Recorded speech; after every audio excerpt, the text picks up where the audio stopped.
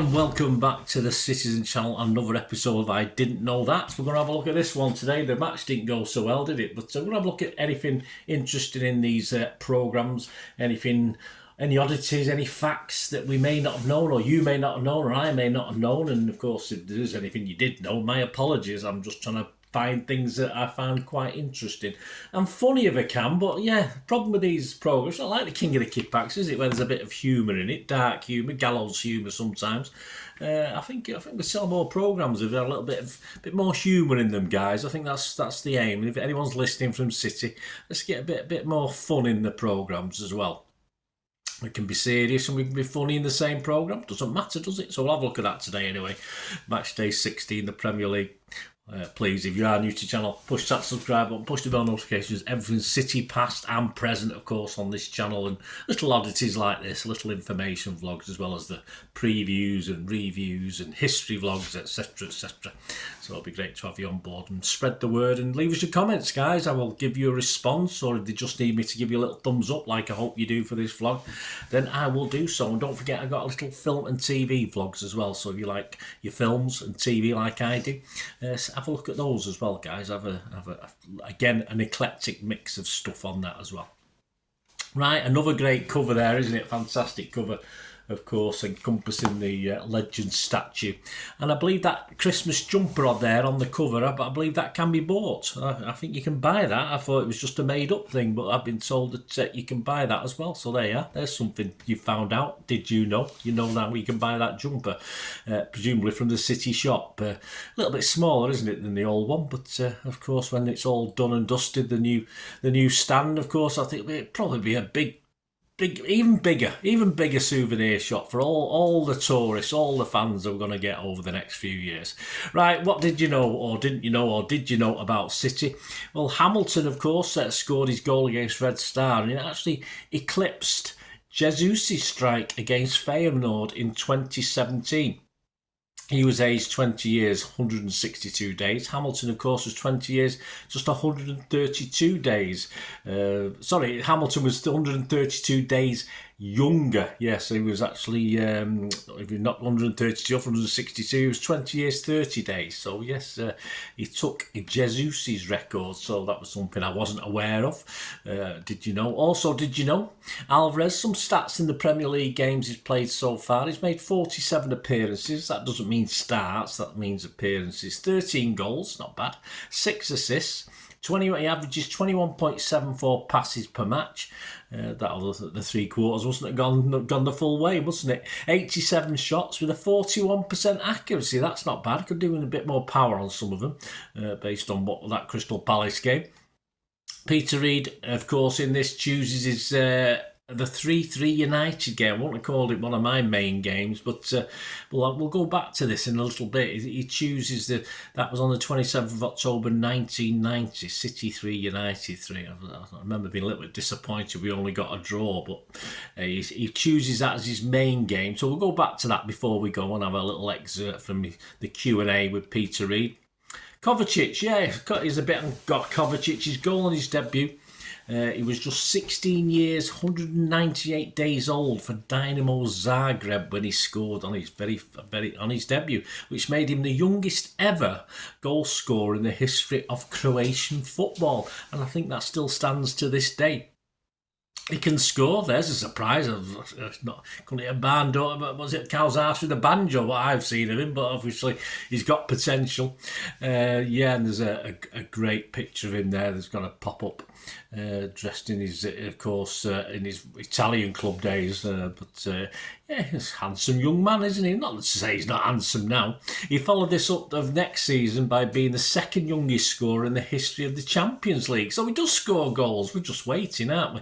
His appearance against Wales for Croatia earlier this season was his 97th cap. So he's got plenty of time left, hasn't he? I mean, how many caps is he going to get? He can speak Croatian, German, English, Italian and Spanish.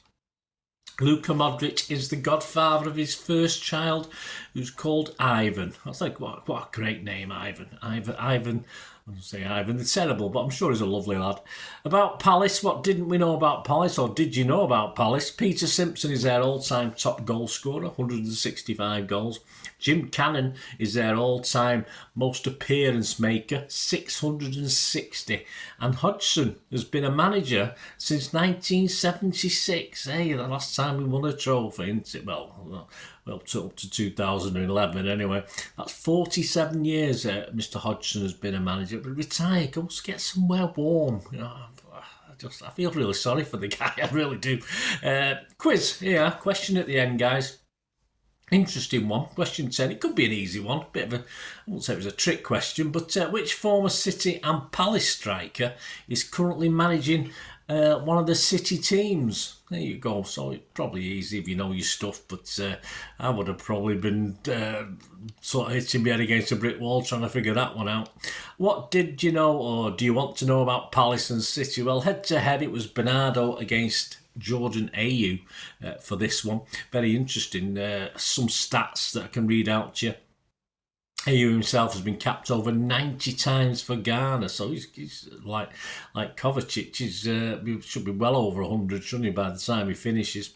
Appearance-wise, Bernardo's 213 to Ayew's 255. Goals, Bernardo scored more, 37 to Ayew's 34. Assists, well ahead, 36 for Bernardo, 21 for Ayew. Passes per game, Bernardo averages 44.2, and Ayew only just under half, 21.6.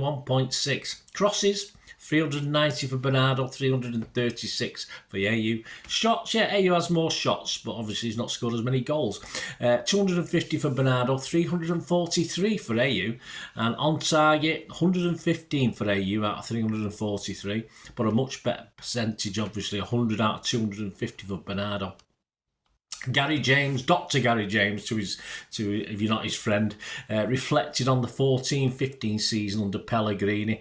And interesting, just player debuts that season. How many of these guys do you remember? Fernando, Caballero, Zuccolini, Sagna, Mangala. Possibly one of the best debuts you're ever going to see or likely to see. I wonder what happened to him.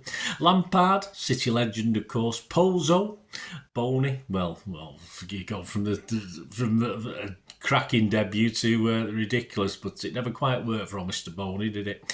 Not many of these stood the test of time at all, did they, looking at them? But I'm sure they made a living. Simple as that. Aguero, top scorer that season with 26, and second was David Silva, with 12, probably one of his more prolific seasons. Linked in with this season 14-15, of course, Marc McCarthy's kitted out, lamented on the 6 seasons of Nike, which was not overly loved. This was their second season doing the shirts, and as Marc pointed out, they did find Umbro a little bit of a hard act to follow with Nike's various designs. I've got one or two myself, but they're okay. It's all right. Not. It's the away kits weren't.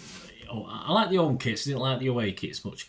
It may have been published before, but here we go. Image of the day. I don't remember it, or I don't remember seeing it. I put it on Twitter as well, and social media, Facebook. People seem to like it, and of course, it's Argentinian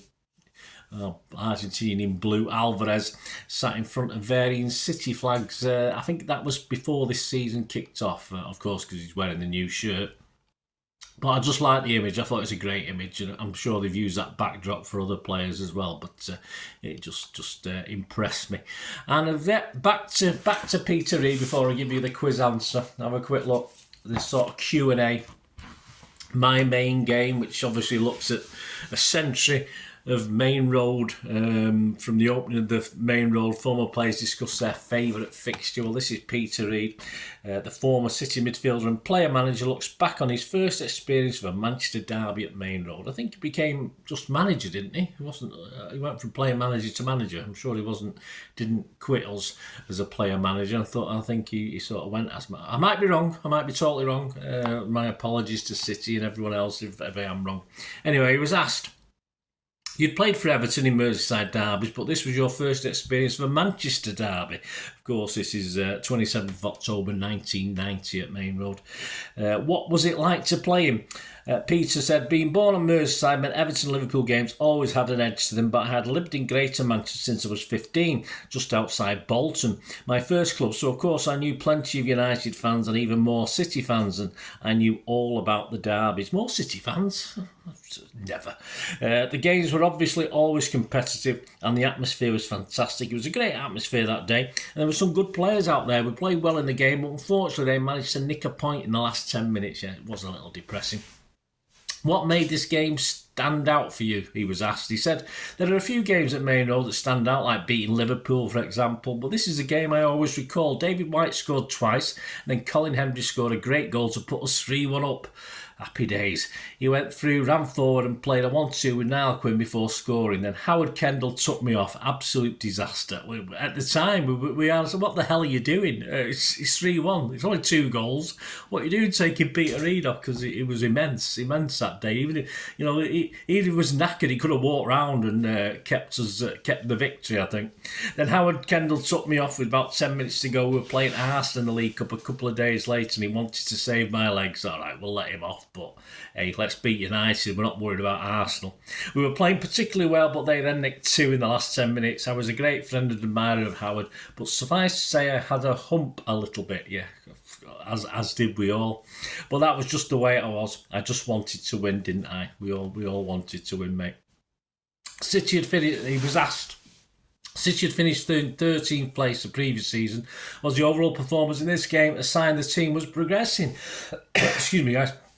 I think there's an optimism around the club, without a doubt. We went on to finish 5th that season, then 5th and 9th the following seasons. So that makes you think you were on the right path. It wasn't a bad team at all, and I would say one of the biggest regrets I had at Manchester City was the injury to Paul Lake, who I was convinced would have gone on to have many England caps. We have to agree with that. Player and a sad loss to the club. He had such athleticism and ability. He was a terrific footballer, and it was devastating his career was cut short. Last question. He was asked, what made the atmosphere at Main Road so special? Us. No, there was something about the old grounds that gave them a unique sort of atmosphere. They were very earthy and very authentic.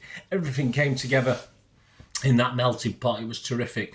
But the majority of grounds back in the day had the support behind one goal. Main Road had it all down one side with the Kippax. That made it that extra special atmosphere, and it always gave you a buzz playing in front of a packed Kippax. I always had good support from the City fans, and I'm convinced they got me the job when Howard left. We played Leeds at home, and I think we got beat and missed a penalty.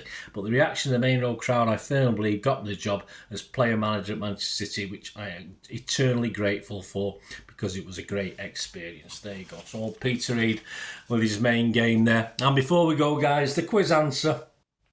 Question 10 it was in the quiz. Which former City and Palace striker is currently managing a City team? Yes, well, it's of course the women's team manager, isn't it? Old Gareth Bob Taylor. Yeah, great player. Okay. Hope you enjoyed this. I didn't know that. City versus Palace. Hope you learnt something. Hope entertained and something interesting in that. And if you knew it all, well, at least you had a bit of fun listening to me waffle on for 13 minutes. And you got to, I'm sure you wouldn't have known what Peter Reid had to think about that derby game. And I say I was, as many City fans, or all the City fans there that day, totally frustrated by that one, especially when you're 3-1 up against that lot. And we let it slip. And we didn't have many wins in those days, so that would have been a great win for us. But Mr. Kendall, of course, we can call him now because he deserted us, did he? But not the greatest decision. Anyway, leave us your comments, guys. Anything you remember, great to hear from you. Till we meet again, I ask one thing, don't I? Please stay safe, Blues. Come on, City. Bye for now.